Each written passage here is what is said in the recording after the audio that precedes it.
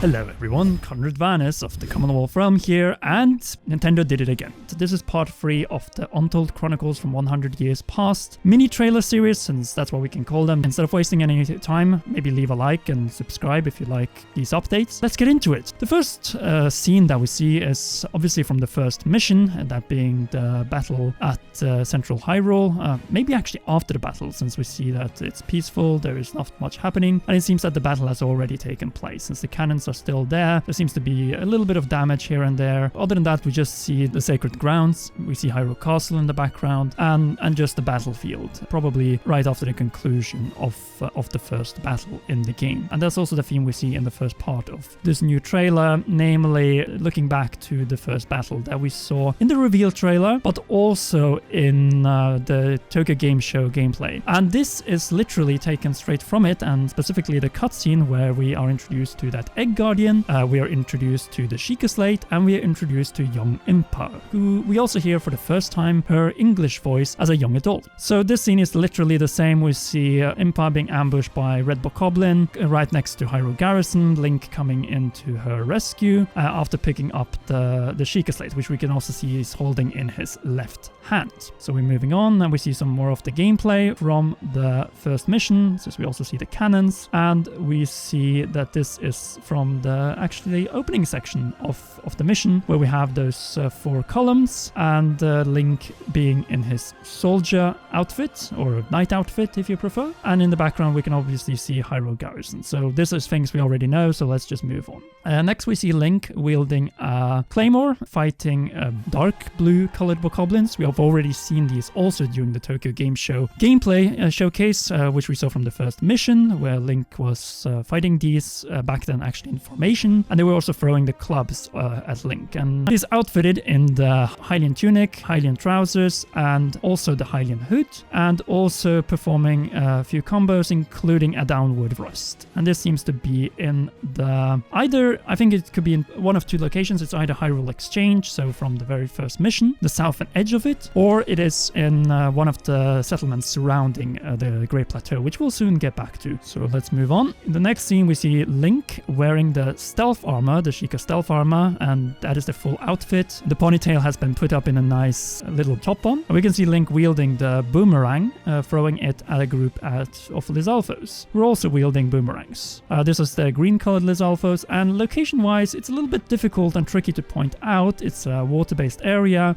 close, could be one of the main rivers of Hyrule. This bridge could actually be close to Goponga Island, the Goponga village ruins, that we know were also flooded over the last 100 years. Let's move on. As we arrive to I would probably say the main theme of this trailer, namely the Koroks. And of course they're not being introduced, since we saw them first teased during the Tokyo Game Show gameplay, right before facing that Guardian. And then we saw also Koroks during the Nintendo Treehouse Live session, where Urbosa, while exploring and battling in Gerudo Town, located one of the Koroks in one of the alleyways of Gerudo Town while exploring around. This is a very nice introduction. We see this first Korok. I'm not entirely sure about the location it is, though it could be in the Tabanta province because of the rocky formations, though it could also be Central Hyrule, you know, the mission leading up to through Breach of Demise. I'm not 100% sure. It's early in the game, since Link is still wielding the just a wooden shield and also wielding the knight armor.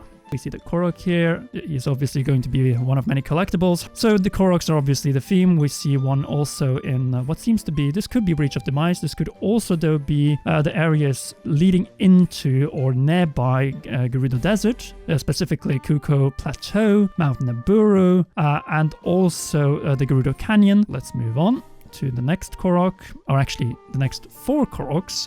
The first one seemed to be located in Central Hyrule. The next one seems to be in a settlement. Difficult to point out which one. The second one seems to be in one of the forests. Oh, I don't think it's the Korok Forest. It could be Southern Hyrule. And then we have another one which seems to be in Central Hyrule. And speaking of the golden reward in Breath of the Wild, here we have Hestu, and also an indication of where we are in the game, namely that Urbosa is still not Gerudo champion Urbosa, since she's still wearing her regular Gerudo chief skirt. And we also see Hestu playing around with his Charakas. This is the same Hestu. He has the same exact leaf, same nose, same eyebrows, same branches growing out from his head, and also the same bag. So this is no doubt the same Hestu. Hopefully has a better reward than the golden reward he had in Breath of the Wild if you decided to go for all the 900 Korok seeds. I really hope there will be less than that in Age of Calamity. We also hear his voice. Finally!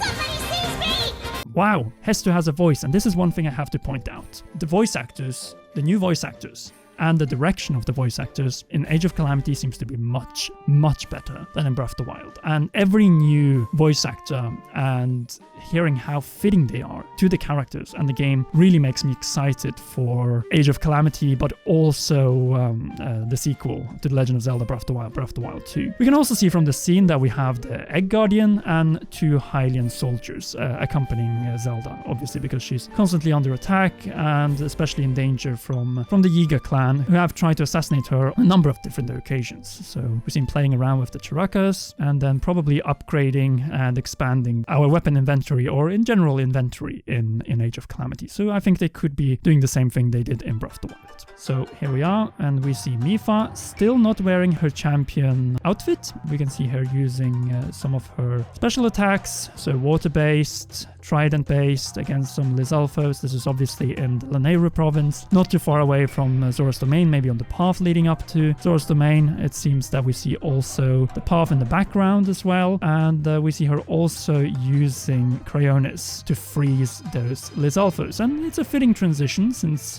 going from a freeze attack, we go to the most freezy province of all in Hyrule, namely Hebra, and Revali, who, surprisingly enough, who's wearing his champion scarf. So this is actually after he's been appointed as a champion, fighting some ice-based Lizalfos, using stasis in his case, and also dropping many arrows to take advantage of his stasis attack, and sending these Ice Lizalfos flying in Hebra, doing also a nice pose. Next we have Zelda in what seems to be Central Hyrule again. Could be from the first mission, as we see her moving, but I don't think it is, since these Lizalfos are purple colored, so a dark shade, so it seems to be later on in the game. Could be after the appointment of the champions. Most likely it is actually in the settlements surrounding the Great Plateau. Obviously we see Zelda using her Sheikah Slate, in this case the remote bomb carriage, as we dubbed it in the gameplay sequence where we also saw it used, namely in Gerudo Desert, and seeing completely just sending these Lizalfos flying. But none of them seem to be dying, because obviously they are dark-colored Lizalfos, so they will be more durable than the green and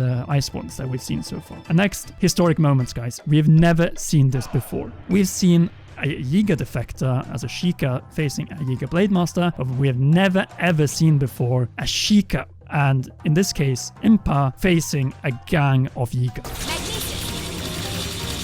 Here it goes. This is a historic moment. We've not seen this scene in any moment at all in Breath of the Wild. We see Impa using Magnesis, picking up all the Yiga sickles, and this seems to also be in a settlement, which seems to be in, I think it's actually around the Great Plateau, due to the elevation and also the fact that this could be the same mission that we saw from the last trailer, namely of the Yiga and that new mysterious villain. But oh my god, I love the Magnesis attack of Impa, which we also saw during the TGS gameplay, just collecting everything and whacking the Yiga. And we've already reached the last scene by getting to this point. Link running from the Sheikah Tower, which will also serve as our kind of hub, our location for the map. And this seems to be how we'll be running after our next mission. So we see who is taking part. We see Link already after becoming a champion, obviously. So this is later on in the game. We see the Hylian Shield, we see the Master Sword, but he's not alone.